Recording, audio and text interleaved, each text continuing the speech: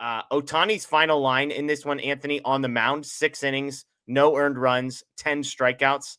At the plate, 3 for 3, 3 home runs, also a walk, just for good measure. And even like writing out 3 home runs doesn't do justice to the fact that the first one nearly made it out of the bleachers. The second one made it out of the bleachers.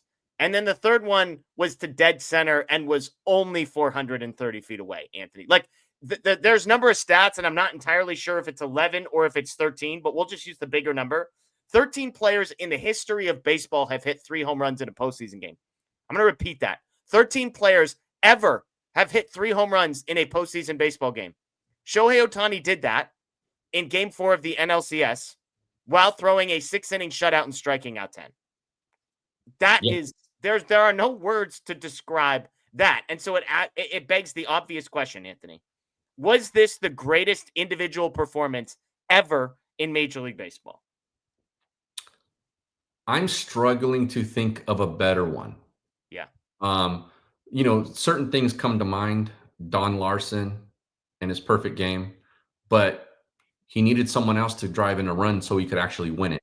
It's a great point. Reggie Jackson, Albert Pujols, Pablo Sandoval, 3 homer games. But none of those guys got one single out off the mound. Yeah. And when he hit the third one, immediately I thought, my first thought was, he's won the MVP in a single game. Yeah, I had it after the second. The MVP was a wrap after the second home run, as far as I was. Yeah, and you're probably right. That's probably the correct take. But I think he just cemented it with that third one. And then about 30 seconds later, I started thinking, is this historic? Like, I kind of asked myself that, and then I started to think about it, and I was like, this is the greatest postseason game that anyone's ever played. Yeah. And I said that to a buddy of mine, and that person said, this is the greatest baseball game anyone's ever played, ever. Yeah. Right.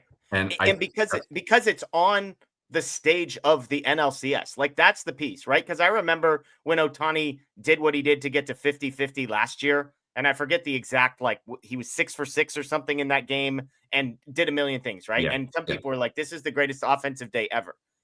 This was not a meaningless game at the end of the season against the Marlins. This was Game 4 of the NLCS.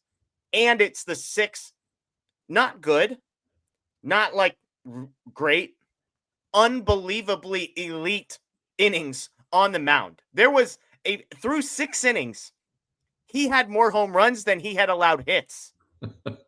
Through 6 innings, he had more home runs than he allowed hits. Falters a little bit in the 7th, comes out, but like, given the context, it's hard for me to say this is better than a perfect game in the World Series, which is what we're talking about when we talk about with Larson. And yet, I think you make the compelling point. Ohtani literally won this game nearly by himself. Now, we needed 9 outs from the bullpen, so maybe that's the counter argument too. Don Larson didn't score the runs himself.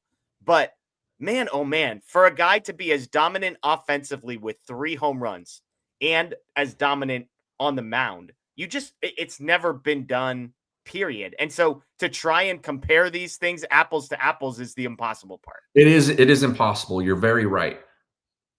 But there's not any player in history, including Babe Ruth, who even had the ability to do both of those things. Yeah. There's no player who was going to show up to a game like this, throw 6 shutout innings, be at the top of his game in that aspect of it, and then also hit 3 home runs in that same game. Yeah.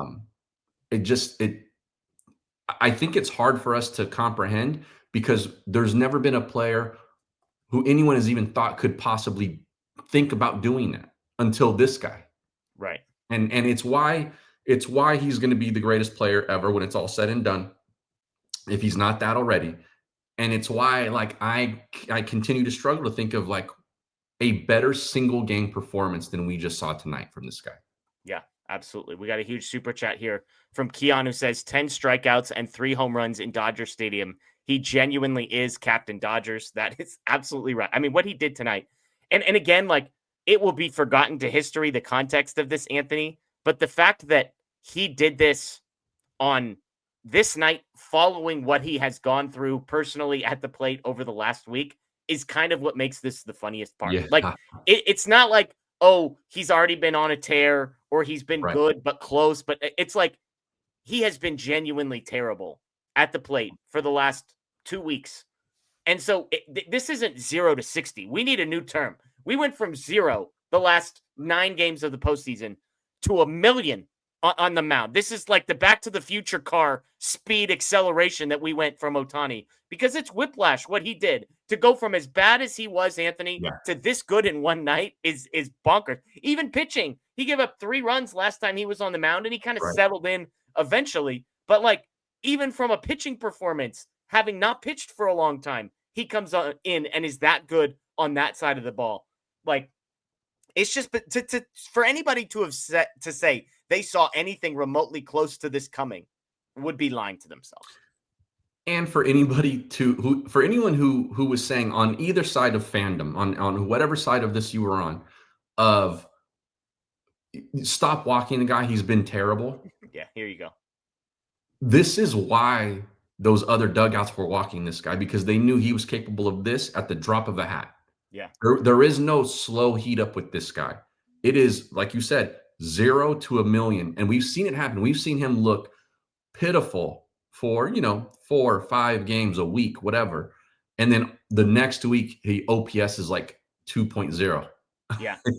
And I'll say, I'm proud of what we did on this show, Anthony, because you and I have been consistent and reminding people that this is just how Ohtani works. He goes through these stretches where it's a mess, it's a mess, it's a mess. And then all of a sudden in one night, it's not. And they said this on the broadcast. It was like that first home run, things clicked in a way where all of a sudden he's not leaning. All of a sudden he's not chasing. All of a sudden he's staying back and staying through the ball. And this is just what he has done consistently in his time as a Dodger. And so obviously I'm grateful that it has come around. You could say it's perfect timing with the Dodgers headed to the World Series, but I want to be firm in saying we were confident in saying this was going to come. He was due. All of the playoff nonsense, like we've those people have mouth duct tape over their mouths now for a while, saying that this guy can't handle the postseason, because he literally just put together the greatest performance of all time.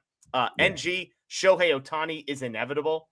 Yes, safe to say. By the way, Pat Murphy, speaking after the game, said that Ohtani just had the greatest performance in any postseason game. That was his quote. Not that like he needs to have a full take on it immediately, but for what did he say anything about how good his team is? Would Shohei Ohtani make his team? Yeah, it's a good question. It's a good question. It looks like Shohei won the MVP too. I was going to say, I was waiting for official confirmation of that. Dave Roberts on the podium just now, quote, "They said the Dodgers are ruining baseball. Let's go get 4 more wins and really ruin baseball." I freaking love Dave. That's the best. Let's go get 4 more wins and ruin baseball. He is filling himself so much in these last 2 years. Like he's taking it head on. Like he is like, just bring all the smoke. I can handle it now. And you know what? Good for him, because he sits in a chair now that is never hot. Yeah. Despite what people might want to believe, his chair is never hot. Ivan, Show is the most selfish player ever. Doesn't provide any run support for the pitching staff. Homers 3 times for himself. #selfish. I know we've had dueling Ivans in the super chats lately, Anthony, one of whom was not a Shohei Ohtani fan. I think it's safe to say this is pro Shohei Ohtani Ivan camp, I think, here. Yes, that is a good super chat. Robert says, all I have to say is, oh my God, Tani, NLCS MVP in my honest opinion. And again, as Anthony was just saying, I believe that has now become official. It's official,